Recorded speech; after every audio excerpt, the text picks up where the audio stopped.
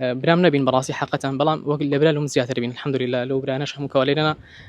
تك المرء على دين خليله إنسان تديني برادرتي مش برادران الحمد لله لا نزيك ولا سر مسائل باش برادر بينا وإنسان إخواناز بينا براسي أما هم شادي له الدينوا كوإنسان تساق بين إنسان تقوى إخواناز بينا الحمد لله خدا فضل قال كردو هنا ودرس دراسة ديني بين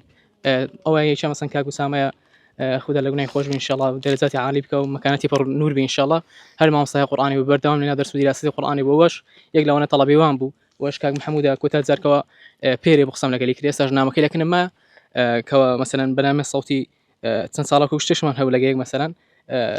مسائل أوي مثلا كوا زيادة الإنسان خبره وبيش وصلواتي زور اللي بدين قسم لك ليك كوا صلواتي ورد قد يقوم رجعنا أود صلواتي اللي دم يعني إنسان يتساق الحمد لله هم شاتلو الدين وبردوام لك اللي بينا كوتا يكتر بينين ما لسفرة شبو كبري هفتك تقريبا هفتك زيادة زود سفرة دريج معك تقريبا دروش مني ولا كاك محمودي لقيك ماينوا لسما قولي ماينوا بروجرام ماكرو قرآن ما دخل ندرس دراستنا هو الحمد لله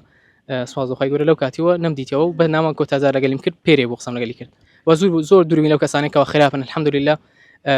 يكان أو كاك محمود مثلا صفي دوازي تواكر أو صالسة يكم مرحلة يقبل فرستاري ساتسو مرحلة دو أوش كاك أسامة مثلا كاك أسامة هل دوازدوا مثلا وهذه لنا لبكار وكسبت الدنيا ويستي مثلا زياتر معيشتي بره بيشوات أو دو برادر شهر